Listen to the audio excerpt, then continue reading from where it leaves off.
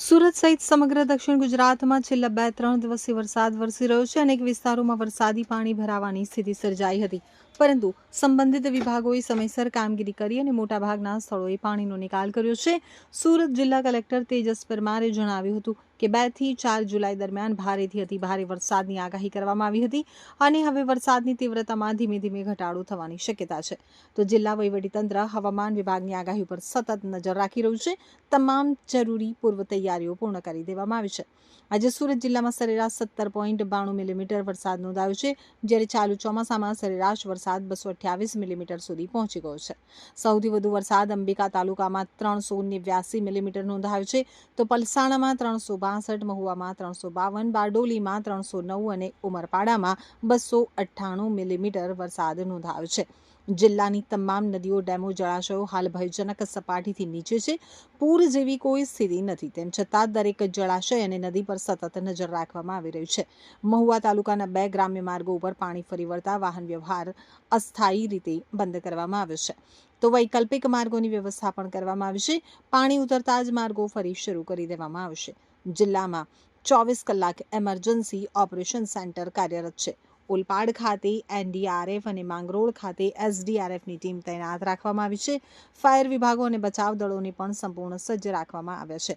તો વહીવટી તંત્રે નાગરિકોને ભારે વરસાદ દરમિયાન બિનજરૂરી મુસાફરી ટાળવા, નદી, નાળા, કોઝવે અને પાણી ભરાયેલા રસ્તા ઉપર ન જવા તેમજ કોઈપણ એમરજન્સીમાં જિલ્લા કંટ્રોલ રૂમ અથવા સ્થાનિક તંત્રનો તાત્કાલિક સંપર્ક કરવા અપીલ કરી છે.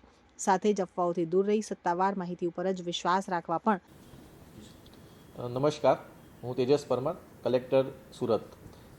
ભારતના હવામાન વિભાગ અમદાવાદ દ્વારા જાહેર કરવામાં આવેલી આગાહી અનુસાર જિલ્લામાં 2 તારીખથી 4 તારીખ સુધી ખૂબ જ ભારેથી અતિભારે વરસાદની સંભાવનાઓ વ્યક્ત કરવામાં આવી હતી. જેના અનુસંધાને અત્યારે આજની સ્થિતિએ જોઈએ તો ચોમાસામાં જિલ્લાનો કુલ સરેરાશ વરસાદ અત્યારે 228 મીમી નોંધાયો છે, જેમાં સૌથી વધારે વરસાદ અંબિકા તાલુકામાં 389 mm, પલસાણામાં 362 mm, મહુવામાં 352 mm, બારડોલીમાં 309 mm અને ઉમરપાડામાં 298 mm આ વરસાદ ચાલુ ચોમાસા દરમિયાન અત્યાર સુધી એટલે આજની 10 વાગ્યાની પરિસ્થિતિ મુજબ છે. છેલ્લા 24 કલાક અને 48 કલાકમાં જિલ્લાના કેટલાક તાલુકાઓમાં ભારે વરસાદ થયો છે. અત્યારે આમ જોવા જઈએ તો કોઈ ભયજનક સપાટી ઉપર કોઈ પણ આપણી નદી કે ડેમ કે જળાશય નથી અને હાલમાં કોઈ પૂર જેવી પરિસ્થિતિ પણ અત્યારે જિલ્લામાં કોઈ જગ્યાએ નથી. તેમ છતાં પણ આપણે સતત જળાશયો અને નદીના જળસ્તર ઉપર સતત આપણે દેખરેખ રાખી રહ્યા છીએ. કેટલાક નીચાણવાળા વિસ્તારોમાં પાણી ભરાવાની ફરિયાદ સ્થિતિ સર્જાઈ હતી, જેના ઉપર પણ અત્યારે અલગ અલગ સંબંધિત વિભાગ દ્વારા તેના માટેની કામગીરી કરવામાં આવેલી છે. હજુ સુધી કોઈના સ્થળાંતરની જરૂર આપણને પડી નથી. કેટલાક કાચા મકાનોને નુકસાન થયું છે, એ સિવાય કોઈ જાનહાનિ મોટી કે વ્યાપક નુકસાનનું નોંધાયેલ નથી. તૈયારીની વાત કરીએ તો જિલ્લા ઇમરજન્સી ઓપરેશન સેન્ટર આપણું 24/7 કાર્યરત છે. તમામ તાલુકાના કંટ્રોલ રૂમ પણ કાર્યરત છે. એ સિવાય સુરત મહાનગરપાલિકાનો ફાયર વિભાગ, કામરેજનું ERC સેન્ટર તેમજ તમામ નગરપાલિકાઓના ફાયર વિભાગ પણ બચાવ અને રાહતની કામગીરી માટે સંપૂર્ણ સુસજ્જ છે. તમામ લાઇન વિભાગ, RNB, વીજળી વિભાગ, સિંચાઈ તમામ સાથે અત્યારે સતત સંકલન રાખવામાં આવી રહ્યું છે અને જરૂરિયાત મુજબ જો જરૂર પડે તો તાત્કાલિક પ્રતિસાદ માટે અધિકારીઓની કોન્ટેક્ટ ડાયરેક્ટરી પણ તૈયાર રાખવામાં આવેલ છે. હું સુરતના તમામ નાગરિકજનોને વિનંતી કરું છું કે હવામાન વિભાગની આગાહી અને જિલ્લા વહીવટીતંત્રની સૂચનાઓનું પાલન કરે. ભારે વરસાદ દરમિયાન બિનજરૂરી મુસાફરી ટાળે.